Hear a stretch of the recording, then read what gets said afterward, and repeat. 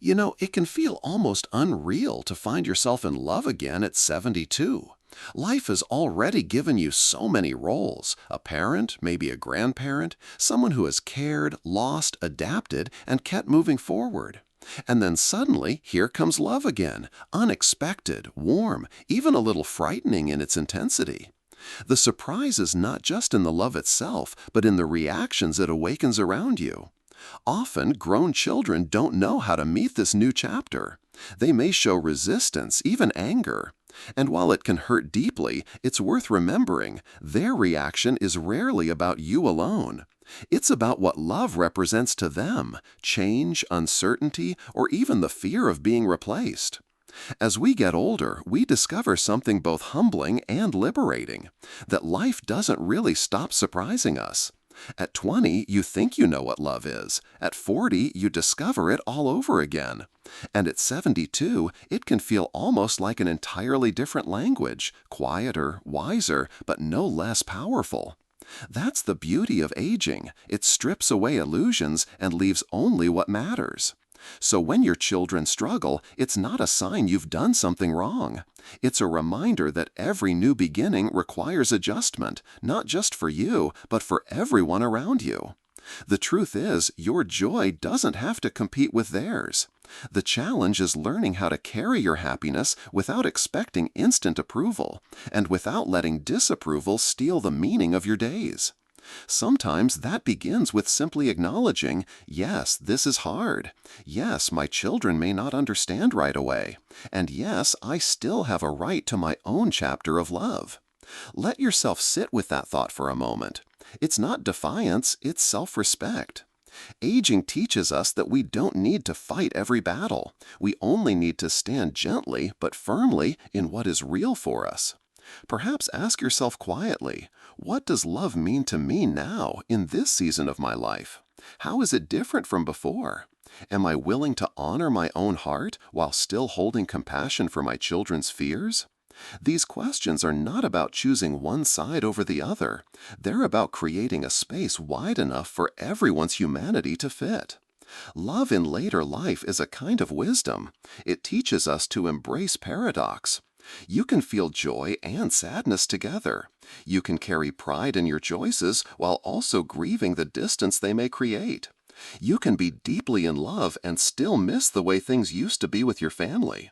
That is not failure. That is life in its truest form.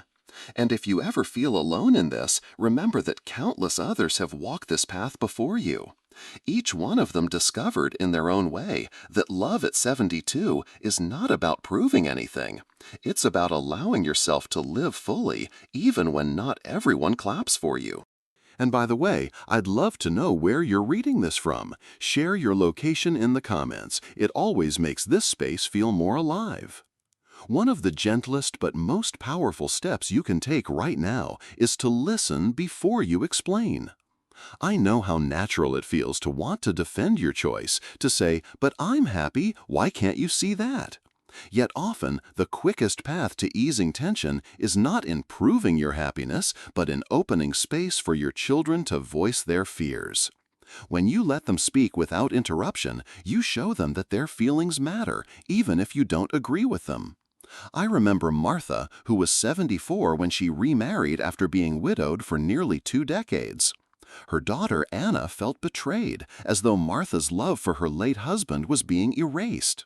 The arguments were constant, the silence painful. Then, one evening, Martha simply sat across from Anna and said softly, "Tell me what you're afraid of." At first, Anna resisted, but gradually the words came out. Fear of losing her mother's attention, fear of forgetting her father, fear of change. By listening without rushing to correct or soothe, Martha created a bridge. She didn't need to solve everything that night, she only needed to hear. That became the beginning of healing. You can do the same. Sometimes the most healing words are not explanations, but questions that open a door. What worries you most about this change? How does it feel to you when you think of me being married again? Once you invite their thoughts, take a moment to write down what they share. Writing is powerful. It keeps you from reacting defensively and gives you a chance to reflect. Later, when emotions settle, read their words back to them, gently, so they know you've really heard. Something as simple as saying, "So you feel I'm moving too fast and it scares you," can ease a wall of resistance. It tells your child, "I value your inner world." From there, dialogue can begin. Of course, listening doesn't mean surrendering your truth. It means acknowledging theirs while still holding your own. In fact, the paradox of later life relationships is that we learn how to stand firm and soft at the same time. You are not choosing between your husband and your children. You are choosing to meet both with dignity and openness. Ask yourself gently, what is more important to me right now, to win the argument or to preserve connection? Sometimes silence and patience speak louder than explanations. Remember, your children are not only responding to the present moment, they're carrying decades of history, memories, and unspoken fears. Their resistance may not be about your new partner at all, but about what they think love should mean after a certain age. By listening first, you help them unravel their own confusion without the pressure of immediate resolution. And if you notice your heart racing when they confront you, pause. Take a breath, let it settle, and remind yourself, I do not need to fix this in one conversation. Healing is rarely instant, but each moment of listening plants a seed of trust. If this resonates with you, consider subscribing. I share reflections like this every week, always with the hope of making these tender transitions a little lighter to carry. It's easy to believe that when your children resist your new marriage, it's a personal rejection of you or of your partner. But in truth, much of what they are experiencing is rooted in biology and psychology, not in conscious choice. The human brain, no matter how old we get, has a deep attachment to stability. For your children, you have been a constant in their lives, steady, familiar, a figure who defined safety. When that constant shifts, even in a joyful way, their nervous system interprets it as uncertainty. That's why reactions can feel so out of proportion: anger, coldness, even withdrawal. It is less about you as a mother or father and more about the primal fear of change. Neuroscience teaches us that the brain is wired to resist disruption of long-standing roles. If for decades you were the widow or the single parent, then suddenly seeing you as a spouse again requires a rewiring of their expectations. And rewiring takes time. It's rarely smooth or instant. Aging adds another layer. As we grow older, both you and your children may become more emotionally sensitive, even if in different ways. You may crave peace, tenderness, and connection, while they may crave stability, predictability, and control. The clash is not because love is wrong at 72, it is because the emotional needs of different generations are colliding. Understanding this doesn't make the hurt vanish, but it can soften the sharp edges. Instead of thinking, why can't they just be happy for me, you might begin to think, their brain and heart are struggling to catch up with this change. That simple shift in perspective can keep you from internalizing their resistance as rejection. Imagine it this way. When a tree is moved from one part of the garden to another, even if the soil is richer and the sunlight brighter, it still goes into shock for a while. The leaves droop, the growth slows, the roots take time to settle. Your children's reactions are much the same. They are in shock, not in permanent opposition. And your task is not to force them to bloom immediately, but to keep steady in your own soil of joy while giving them space to adjust. This doesn't mean you silence yourself or shrink your love. It means you hold both truths at once. I deserve happiness, and they need time to accept it. The wisdom of aging is realizing that two seemingly opposite realities can coexist. You can be both fulfilled in your new marriage and compassionate toward the discomfort it causes. You can protect your own joy without dismissing their pain. Instead of thinking, why can't they just be happy for me, you might begin to think, their brain and heart are struggling to catch up with this change. That simple shift in perspective can keep you from internalizing their resistance as rejection. Imagine it this way.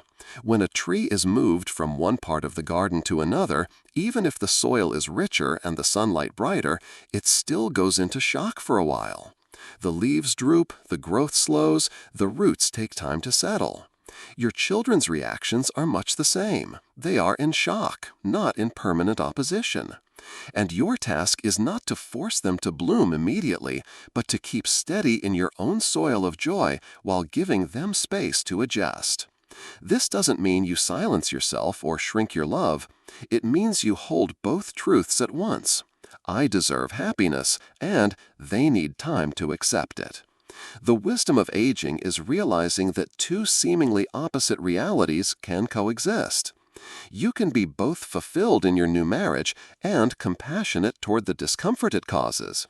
You can protect your own joy without dismissing their pain.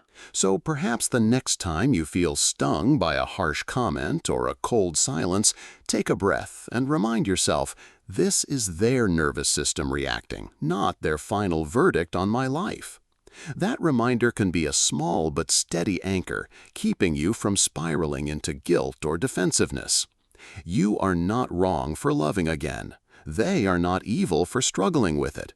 Both are simply human responses to change, and in time, with patience, acceptance can grow. One of the most healing gifts you can give yourself and your family right now is the creation of gentle boundaries. Boundaries are not walls meant to keep your children out, they are lines that help everyone breathe more easily. Without them, conversations can spiral into arguments, visits can become exhausting, and your own joy may start to feel fragile. With them, you preserve the dignity of your marriage and the love of your children at the same time. Start by quietly writing down what matters most to you in your new marriage. It might be the sense of companionship, the comfort of not being alone at night, or simply the joy of being cared for. Putting these truths on paper helps you anchor yourself, so that when criticism comes, you are not swayed by guilt or doubt. Next, decide what you feel comfortable sharing and what you prefer to keep private. Not every detail of your relationship needs to be explained or justified. You have the right to say, "This part of my life is for me," without apology. If certain conversations always lead to conflict, perhaps discussions about finances, inheritance, or even your partner's habits, you can kindly but firmly set limits. Saying, "I love you and I don't want us to argue about this again. Let's talk about something that brings us closer," is not rejection, it is protection for your bond. Boundaries also mean reassuring your children that your new love does not erase them. A simple phrase like, "You will always be my child, and that place in my heart is untouchable," can go further than hours of explanations. Love multiplied is not love diminished, it is just love finding new forms. Perhaps you can remember a time in your own life when you resisted change only to later see it as necessary. That same process is happening for your children now. Boundaries are the gentle scaffolding that keeps the structure of your family standing until acceptance grows. Ask yourself softly, where do I feel most drained in these conversations, and how can I protect that part of me without shutting others out? Where do I feel strong, and how can I let that strength lead me? Boundaries are not a punishment, they are a form of care, for yourself, for your partner, and even for your children. They prevent resentment from festering and create space where healing can slowly take root. The truth is, boundaries don't close doors. They create rooms with safe walls where love can exist without breaking under the weight of conflict. When you give yourself permission to set them, you are not being selfish. You are modeling for your children what it looks like to live with both freedom and responsibility, something they too may need to learn in their own relationships.